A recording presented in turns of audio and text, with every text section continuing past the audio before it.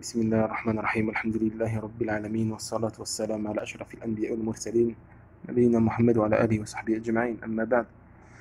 Donc on continue Inch'Allah notre série de cours sur la jurisprudence du sacrifice et de ses règles.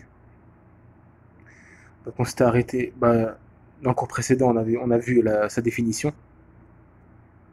On a dit que l'udhiya, c'est-à-dire le sacrifice en français, est la bête que l'on sacrifie à l'occasion du Eid al-Adha, afin de se rapprocher d'Allah. On a dit aussi pourquoi elle s'appelait comme ça. Pourquoi elle s'appelait al-Udhiya en arabe. Ça vient d'où?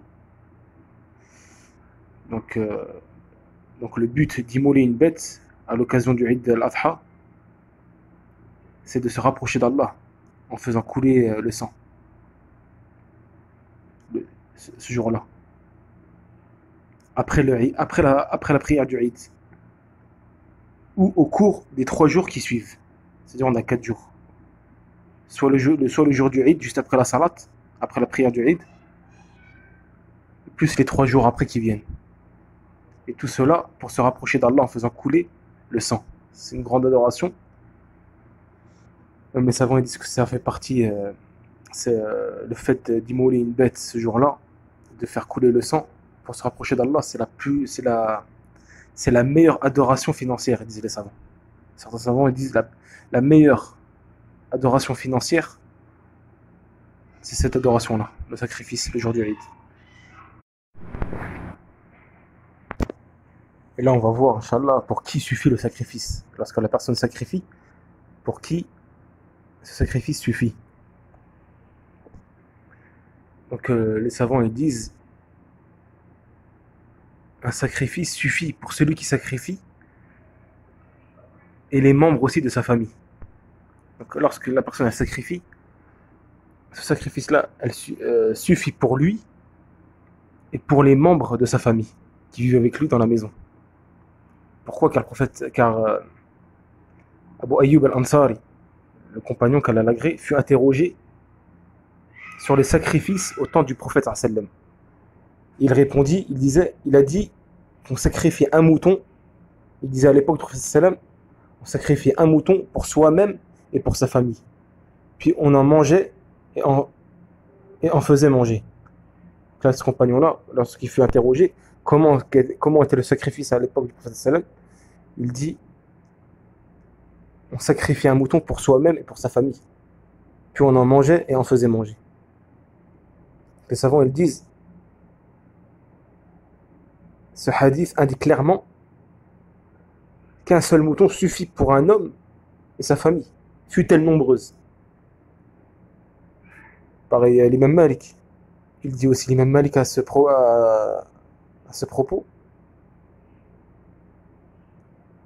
il dit que les membres d'une famille pouvant partager un seul sacrifice, ce sont ceux que le chef de famille prend en charge, quel que soit leur nombre. Donc là, il dit, ce sont ceux que le chef, qui sont les membres de la famille, pouvant partager un seul sacrifice, il dit, ce sont ceux que le chef de famille prend en charge chez lui, quel que soit leur nombre, même s'ils sont 100. Et aussi, ils disent, les savants, par rapport à ce sujet, ils disent, on intègre dans les membres de la famille concernée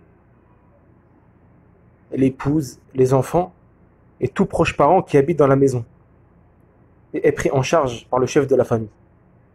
Ou bien il est associé à la prise en charge. Il s'associe aussi dans les dépenses, etc. À partir du moment où il vit dans ce foyer-là, comme l'épouse, les enfants, même quelconque proche parent, soit un frère, une sœur, les parents, le père, la mère, à partir du moment où il est dans le foyer avec eux, le chef de la famille qui s'occupe de la prise en charge, son sacrifice suffit pour eux tous. Suffit pour eux tous.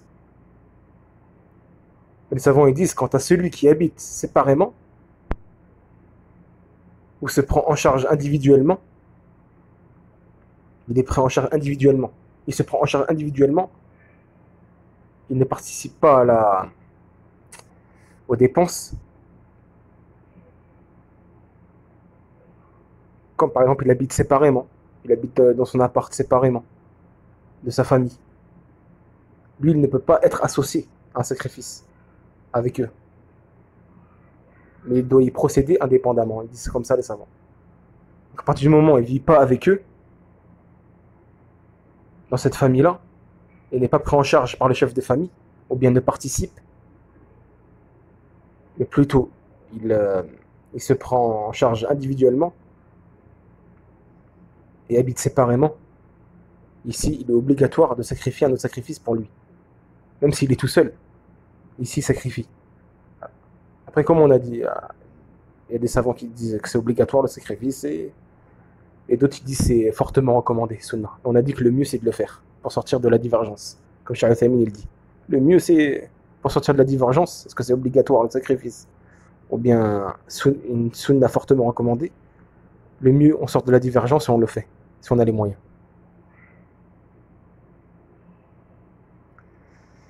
Et Cheikh Al-Uthaymeen, un jour, il fut interrogé.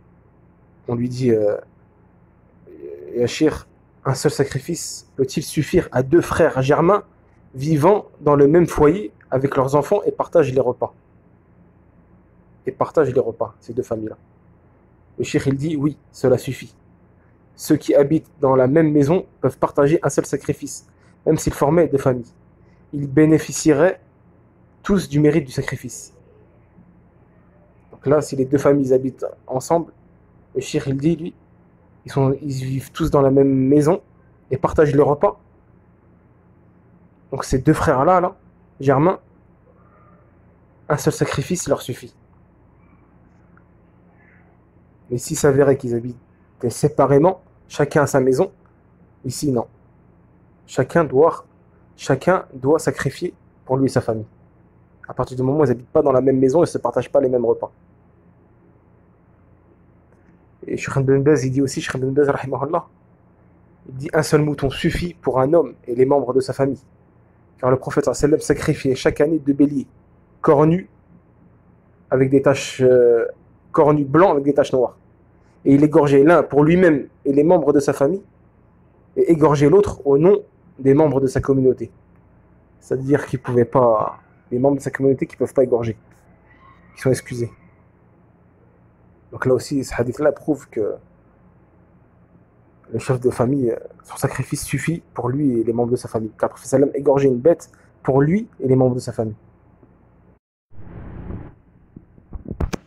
Après, ces membres-là de la famille, même si le sacrifice du chef de famille suffit pour tous les autres membres, et ils ont tous la récompense, car ils sont sous la tutelle de ce chef de famille, ça leur suffit. Mais ils peuvent, néanmoins, les savants ils disent qu'ils peuvent égorger eux-mêmes.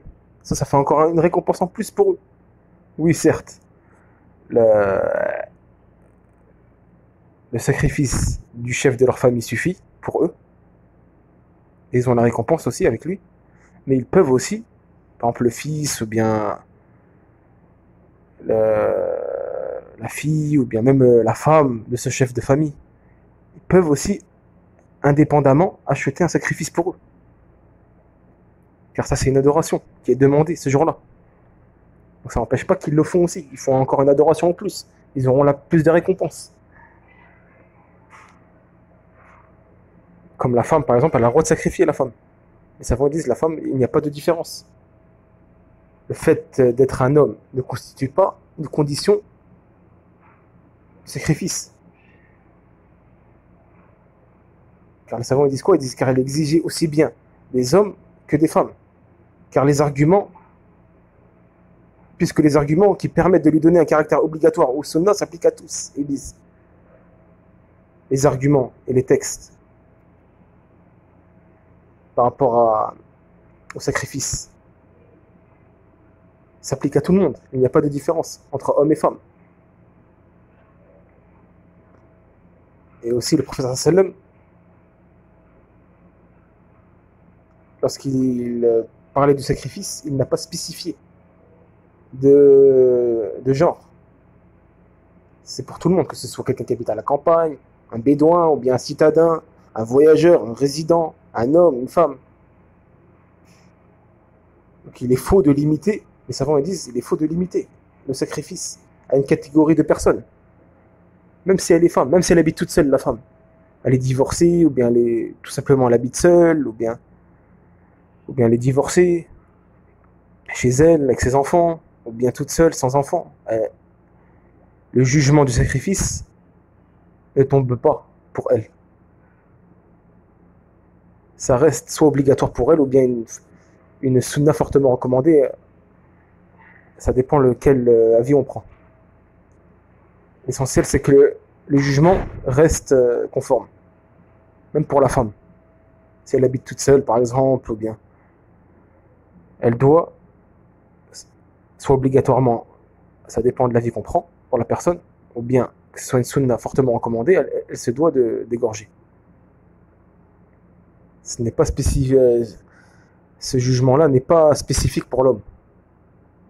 Qu'il soit marié aussi. Ce n'est pas obligation. Il peut, même si l'homme, il habite tout seul, il se doit de sacrifier, s'il en a les moyens.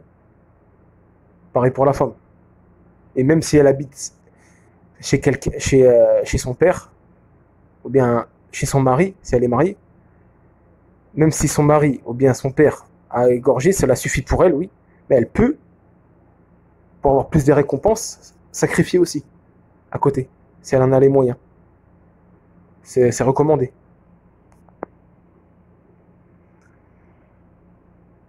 Donc voilà pour ce qui est de cette question-là. Pour qui il suffit le sacrifice. Donc on en a détaillé et argumenté avec ce que disait, c'est-à-dire ce que disent les savants par rapport à cette question-là. On se suffit de ça, Inch'Allah. Wallahu a'lam. Wa sallallahu ala nabiyyina Muhammad.